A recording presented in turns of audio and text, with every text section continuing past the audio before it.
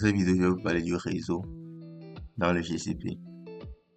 Le réseau dans le GCP, c'est tout comme le réseau dans la vraie vie, sauf que c'est virtualisé. C'est ce réseau qui va nous permettre de faire communiquer nos instances, que ce soit les machines virtuelles, que ce soit des applications de Computer Engine, ou bien tous les services serverless de GCP. Ce réseau va nous permettre de les faire communiquer. Je vous montre où se trouve le réseau, où se trouve ce service dans GCP. Et je vous montre à faire quelques manipulations. On va essayer de conduire les routes. On va essayer de démontrer comment le réseau virtuel qui est par défaut dans GCP nous a permis de créer toutes les machines virtuelles qu'on a créées jusque-là. Vous venez juste dans VPC Network. Et là, vous pouvez remarquer qu'on a un réseau par défaut. Ce réseau, nous ne l'avons pas créé, mais c'est venu par défaut dans le projet. Ce réseau par défaut là qui nous a permis de créer des instances jusqu'à présent, vous voyez que ce réseau là a aussi des sous-réseaux selon les régions. Vous voyez la région, vous voyez l'adresse IP qui est associée à cette région. Donc, le réseau a plusieurs caractéristiques par défaut. Là, je vous parle des routes qui vont nous permettre d'acheminer le trafic d'une instance jusqu'à une destination. Quand je prends une zone, par exemple, Central One, vous voir, voilà, vous voir les routes qu'on n'a pas défaut, les IP, le type de sous-réseau et tout. Le réseau même vient par défaut avec plusieurs paramètres. Une chose aussi vraiment importante que je dois vous montrer, c'est les règles de la FLE, tout ce qui est firewall. Le firewall, c'est tout simplement des règles qui permettent de définir quel paquet est autorisé à traverser un réseau, bien quel paquet est autorisé à transiter vers une instance. C'est un peu ça. Ils ont des règles qui nous permettent de permettre ça, de refuser ça dans ce réseau. J'ai 4 règles qui me permettent le trafic CMP. J'ai les règles qui me permettent le trafic RDP, les règles qui me permettent le trafic. C'est ça. Il n'y a pas que des règles qui nous permettent le trafic, mais il y a des règles qui nous refusent de faire des choses. Je supprime les règles par feu. Je supprime mes règles là. Je dis que je n'ai plus de règles qui me permettent le trafic SSH, qui me permet le trafic RDP. Quand je vais vouloir me créer une machine, quand je vais créer une machine, je vais vouloir utiliser la connexion via SSH, je ne pourrai pas le faire. Là, le gars ici m'indique que j'ai bien complété ma tâche. Je retourne au niveau du réseau et j'ai juste envie de supprimer le réseau que j'ai pas défaut dans mon projet. Je viens là, je supprime le projet, le réseau. Il me dit de remettre le nom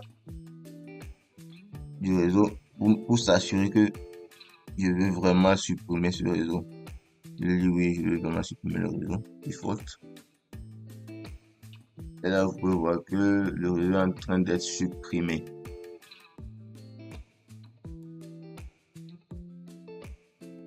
J'essaie de faire un refresh.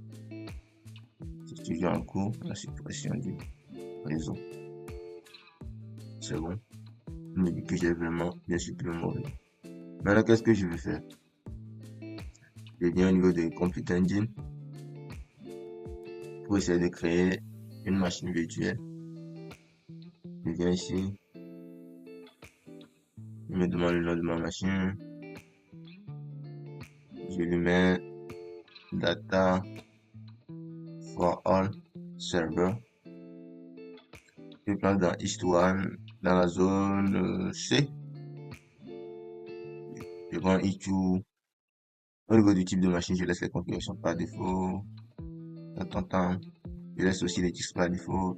Là, c'est juste pour vous montrer une chose très importante. J'écris ma machine. Il me dit, rassure-toi bien que tu as fait toutes les configurations. Qu'est-ce que j'ai mal configuré? Moi, j'ai bien configuré tout. Donc, venons ici au niveau des configurations, des configurations avancées. Et venons au niveau de network.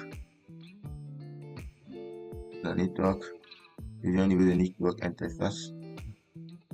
Il me dit tu n'as pas de réseau dans ce projet et tu veux créer une machine virtuelle. Mais comment vas-tu le faire? Ah, mais monsieur, vous n'avez pas de réseau, vous voulez créer une machine virtuelle. Comment vous pouvez faire communiquer vos instants? Je dis, ah, ok, j'ai compris. Là, je fais juste un cancel. Je ne peux pas créer le réseau actuellement. La machine virtuelle, s'il vous plaît, actuellement. Ah, qu'est-ce que je fais maintenant? Là, je ne peux pas créer d'instance de machine virtuelle parce que je n'ai pas de réseau. Je peux juste venir au niveau du réseau, le PC Network. Et là, je crée un nouveau réseau. Je le nomme Tafor All Network. Et je lui dis que je vais prendre un réseau automatique pour qu'il me mette les configurations de manière automatique. Je ne vais pas venir configurer tout. Là, vous pouvez voir que à toutes les zones ici, il a attribué une adresse IP pour les sous-réseaux. Au niveau des règles de pare-feu, je viens, même moi, toutes les règles. Je vais pouvoir faire passer les trafics RDP, c'est ça, c'est tout. Et aussi, il faut savoir qu'il y a deux règles par défaut lors de la création d'un réseau. Et ce sont ces deux règles-là. Je viens toujours par défaut. Je vais lancer mon réseau. En train d'être créé. Vous voyez que mon réseau vient de se créer. Ici, j'ai les sous-réseaux de l'adresse IP. J'ai juste envie d'enregistrer l'adresse IP de cette sous-zone. Je peux vous montrer par après quand je vais créer une machine dans cette zone. Pour vous montrer que ma machine sera associée à cette zone. Son adresse IP sera associée à cette zone. Donc, US East 1. Là, j'ai mon réseau avec ces sous-réseaux, les routes. On est bien au niveau de firewall là. Il faut voir que j'ai mes règles de firewall que j'ai mis au niveau de la création de mon réseau automatique par défaut. Donc, je suis bon. Je peux maintenant me permettre de créer une machine virtuelle. Je vais au niveau de Computer Engine, VM. Et là, je crée ma machine. Au niveau du nom, je le nomme Data for All Server Histoire. Je mets cette zone par défaut. Je mets la sous-zone C. Le type de machine, je prends la petite machine. Voilà. Je le dis bien par défaut. Je peux même mettre trafic HTTP, HTTPS. Et je crée ma machine.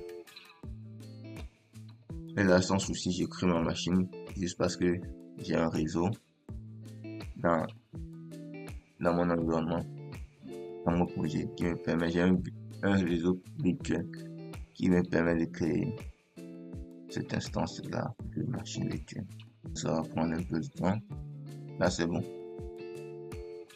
Au niveau du external IP address, US Central One, est-ce que c'est ce que j'avais pris? Ok, là, c'est bon.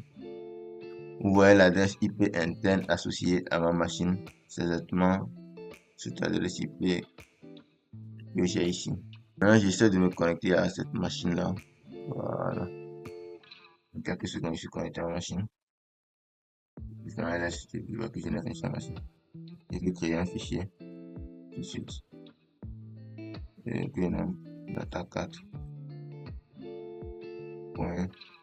PHP, juste un fichier data.txt, juste un fichier test. Et là, je peux ouvrir ce fichier même.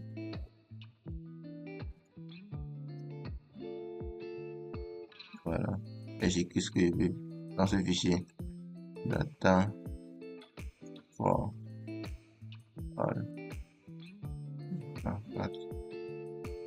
C'est bon. Juste mon fichier. Et je sors de là. Je viens faire un 4. Vous pouvez voir ce que je viens d'enregistrer dans le fichier. Là, c'est bon. J'arrive à me connecter à ma machine. Je peux faire plein de choses comme je vais montrer dans l'autre vidéo. C'est tout comme une machine virtuelle, une instance. Je vais vous montrer les règles de pare-feu. Et je viens au niveau de firewall.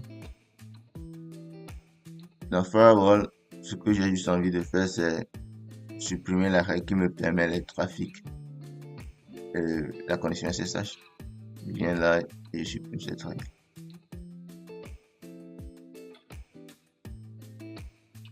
C'est bon, je l'ai plus.